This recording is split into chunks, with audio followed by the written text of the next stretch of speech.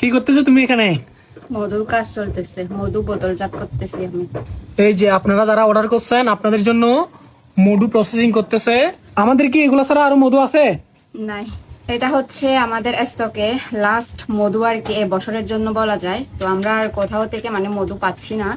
আমাদের যারা আসলে মধু সংগ্রহ করে আমাদেরকে দিত, মানে ওরা আর মধু পাচ্ছে না। তো আপনাদেরকেও আর মধু দিতে পারবো না, কারণ সামনে বর্ষার সিজন। তখন মধু পাওয়া গেলেও ওগুলা মানে ভালো না আর কি। তখন তো বৃষ্টি পানির কারণে মধুতে হচ্ছে পানি মিক্স হয়ে যায়, তখনকার মধুগুলা ভালো না।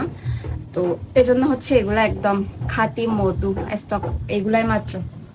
এখানে কয় কেজির মতো হবে?